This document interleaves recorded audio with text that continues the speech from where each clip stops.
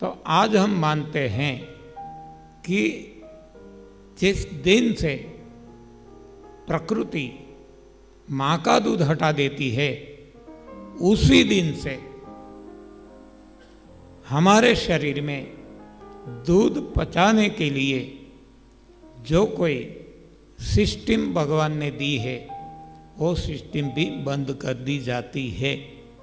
तो अब हमारा शरीर अपनी माँ का दूध भी पचा नहीं सकता, तो पराई माँ का तो कैसे पचेगा। और हम देखते हैं सारी सृष्टि में कोई पराई माँ का दूध नहीं पीता। तो इस तरह दूध के बारे में हमारी जो समझ थी, इसमें बदलाव आ गया, हमारा दूध छूट गया। देखो, हमने कुछ भी छोड़ा नहीं है, अपने आप छूट गया है। तो छूटने के लिए ज्ञान जरूरी है। जैसे कि एक छोटा बच्चा है जो अनजान है, अज्ञात है, वो सर्प को, नाग को पकड़ता है, वो आग में हाथ डालता है, वो घूमते पंखे में भी हाथ डालता है, वो लाइव इलेक्ट्रिक वायर को भी पकड़ता है, वो ऊंचाई से वो गिरता है। क्यों? कि उसको पता नहीं है कि ये कितना रिस्की है, और हम कोई इसमें से ऐसी कोई साजिश नहीं करेंगे। क्यों? हमें पता चल गया। तो समझना जरूरी है, ज्ञान जरूरी है। जैसे ही ज्ञान हो जाता है तो अपने आप छूट जाता है।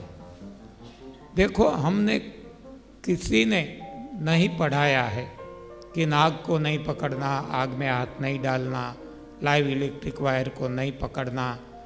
हाँ, ये किसी को पढ़ाया नहीं गया, लेकिन जैसे समझ में आ गया, अपने आप छूट गया। तो इसी हिसाब से ये सब कुछ समझना जरूरी है। इसलिए हम कहते हैं कि हमें सही दिशा को पकड़ना है, और ये दिशा कब पकड़ सकेंगे? जब हमारी दृष्टि बदल जाएगी। तो हम क्या कहते हैं? जैसी दृष्टि वैसी सृष्टि। तो जो हमारी मान्यता है, ये यदि बदल गई तो अपने आप ये सब कुछ छूट जाएगा। तो मान्यताओं को बदलना होगा। नज़ारा यदि बदलना है तो नजरिया बदलनी होगी। दशा बदलना है तो दिशा बदलनी होगी। लेकिन आज तक हमने गलत ही किया। हमने सृष्टि को बदलने का प्रयास किया। देखो, जितने जितने प्रयास हमने किए, सृष्टि को बदलने का प्रयास किया, दृष्टि को नहीं बदला। वैसे जितने भी प्रयास किए, एक गलत दिशा के किए। तो इसी हिसाब से हमें परिणाम नहीं मिला। तो रोगों के बारे में भी वही बात है।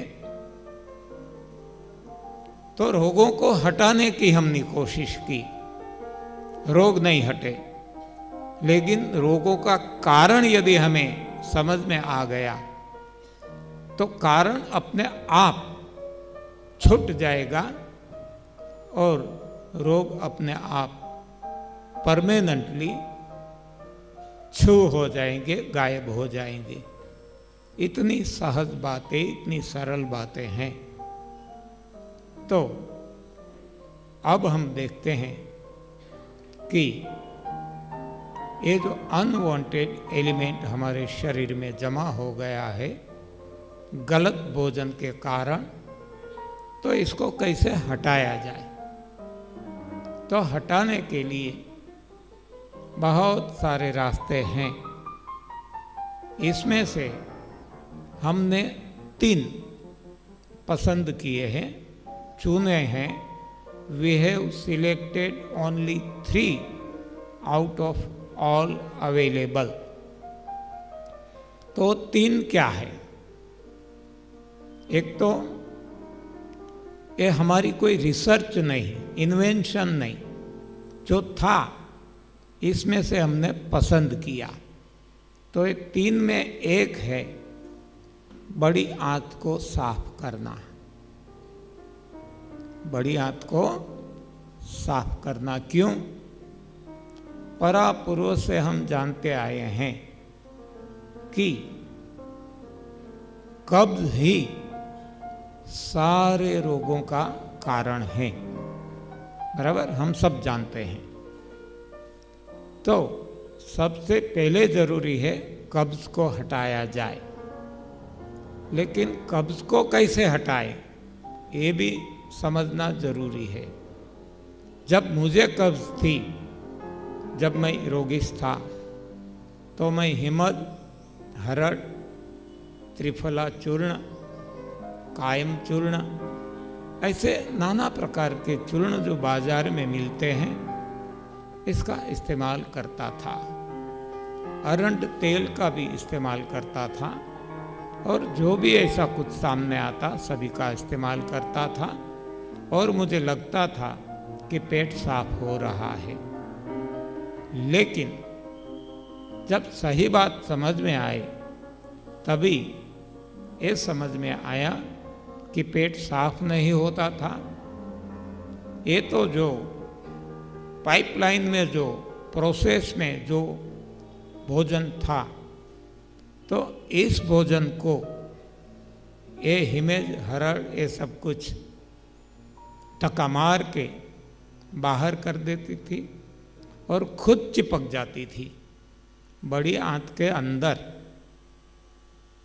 वो सारे पाउडर्स जो थे खुद चिपक जाते थे, लेयर्स हो जाते थे। तो जब से ये पता चला, तब हमारा ये सब कुछ पाउडर इत्यादि लेना बंद हो गया और हमने ये बड़ी आंत में निर्दोष जो है सादा पानी ये चढ़ा के साफ किया, जिसको हम पहचानते हैं एनिमा के नाम से। हाँ, हम सभी को पता है कि जब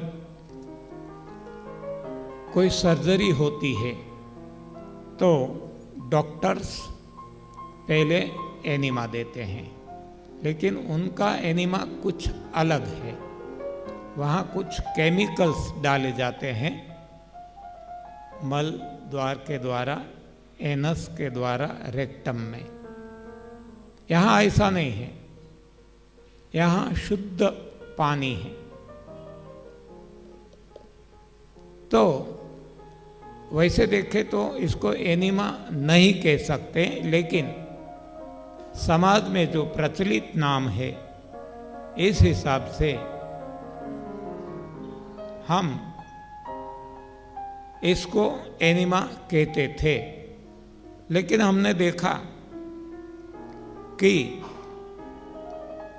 जब हम लोगों को बताते थे कि एनिमा लेके बड़ी आंत को साफ करना है, तो बहुत सारे लोग, हाँ, उनके जो फेस रीडिंग वो हमें बताता था कि ये अच्छा नहीं लगता था। हाँ, रेखाएं बदल जाती थी कि ऐसी गंदी बातें करते हैं। तो हमने इसका नाम बदल दिया, इसका नाम हमने रख लिया संजीवनी पात्र, एनिमा पोर्ट की जगह संजीवनी पात्र। क्यों? काम को देखते हुए। हमने देखा जिसने भी इसका प्रयोग किया, ये सारे रोग तो हट गए, डायबिटीज, बीपी, एसिडिटी, कब्ज, सब कुछ। लेकिन ऐसे मरीज, ऐसे पेशेंट्स जो डिक्लेयर कर दिए गए थे कि 5 घंटों से ज़्यादा जीने वाले नहीं है, ऐसे मरीजों को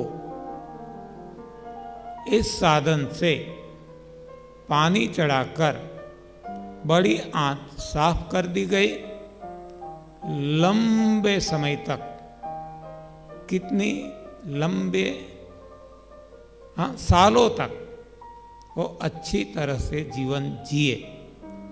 हाँ, जो केवल 5 दिन बताया गया था, और वो मर जाने वाला ही था। लेकिन थैंक्स संजीवनी पात्र कि ऐसे करोड़ों लोगों को इसने ठीक कर दिया है। तो इसको हम देखेंगे कैसे इसका इस्तेमाल करें। हमने आगे ये भी देखा कि जो लोग कोमा में थे, और डॉक्टरों ने बताया था कि इस प्रकार का कोमा है कि जहाँ से आज तक कोई वापिस नहीं लौटा। हमने इसका प्रयोग किया और वो लौट गए। ऐसी एक डॉक्टरनी है आज गुजरात में, अहमदाबाद में। 7 साल के पहले उनकी हालत बिगड़ गई थी, कोमा में गई थी। स्टर्लिंग हॉस्पिटल राजकोट में डॉक्टरों ने बता दिया था कि अब ये कभी जिंदा नहीं लौटेगी। तब हमने इसका प्रयोग किया और आज 7 साल हो गए, वो जिंदा है और अपनी मेडिकल प्रैक्टिस भी कर रही है। तो इसके आगे वो है वेंटिलेटर। वेंटिलेटर हम जानते हैं जिंदा मुर्दा है, जैसे हटाया गया राम बोलो भाई राम। हाँ, तो ऐसा भी एक केस बड़ौदा का, इस पे इसका प्रयोग चला। डॉक्टरों ने वेंटिलेटर पे 8 दिन तक पेशेंट को रखा और देखा कि हालत बिगड़ती ही जा रही है और कभी भी वो इसका देहांत हो सकता है। तब उन्होंने अपनी हॉस्पिटल से छुट्टी दे दी और कहा कि अभी अग्नि संस्कार कर डालो, जो भी हो सकता है हमने करके देख लिया। अब ये बॉडी जो है रिस्पॉन्ड नहीं कर रही है, तो अब कोई इलाज उपचार नहीं है। तब इस पे इसका प्रयोग चला और वो पेशेंट जिंदा हो गया। इतना ही नहीं, लंबे समय तक जिया। और जभी जभी ये सेमिनार्स होती थी, अपना अनुभव कहने को वो आते थे। तो हमने ये देखा है कि ये जो साधन है इतना सक्सेसफुल है कि सारे रोग तो हट जाते हैं, लेकिन जीवन प्रदाता बन जाता है। इसीलिए नाम रखा है संजीवनी पात्र। तो अब इसका प्रयोग कैसे करें? So simple. आप देख सकते हैं कि एक प्लास्टिक का डिब्बा है, बाजार में मिलता है, जो सर्जिकल इंस्ट्रूमेंट बेचने वाले हैं वहाँ से मिल जाता है। ये इसकी कैपेसिटी है 1.5 लीटर, 1.5 लीटर की। इसको 5 फीट अंदर हमारी जो सीट है, हमारा मलद्वार है, एनस है, गुदाद्वार है, वहाँ से 5 फीट अंदर इसको फिक्स कर देना है परमानेंटली। इसके साथ एक ट्यूब जुड़ी हुई है। इसकी लंबाई आप देख सकते हैं 6 फीट से ज़्यादा है, तो 5 फीट एक कन्वीनियंट रहेगा। अब इसमें पानी भरना है। पानी कौन सा? जो टॉयलेट में कोक में आता है, यानी कि टैप वाटर, न ठंडा न गर्म। यदि ठंडा है तो गुनगुना कर लेना है, गर्म नहीं लेना, ठंडा नहीं लेना। जब पानी भरते हैं तो ये जो यहाँ दिया गया है वाल्व, इसको बंद रखना है। अब रेडी है, हम तैयार हैं पानी चढ़ाने को। तो पानी आप देख सकते हैं, वहाँ बड़ी आंत का पिक्चर दिया गया है। ये पिक्चर एक डॉक्टर ने दिया है जिसका नाम है N.W. वॉकर। डॉक्टर है एरोजोना, अमेरिका, USA का, जिसने बड़ी आंत पे बहुत प्रयोग किया और बताया कि जो लोग मानते हैं कि हमें कोई समस्या नहीं है, हमें कब्ज नहीं है, ऐसे लोगों की आंतों की स्थिति जो 6 पिक्चर दिए हैं छोटे छोटे, ऐसी उन्होंने पाई। हाँ, सो कॉल्ड हेल्दी मरीजों की नहीं। तो ऐसी आंतें हमने गलत आहार लेके बना दी है। तो ये डॉक्टर कहते हैं कि बड़ी आंत में नेचर ने 71 पॉइंट्स दिए हैं।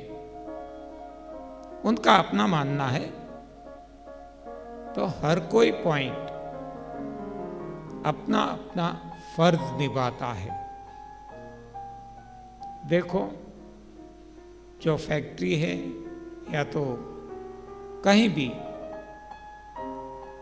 जिसको जो ड्यूटी दी जाती है, वो फर्ज अपनी अपनी हर कोई निभाते हैं और किसी की ड्यूटी में वो हस्तक्षेप नहीं करते।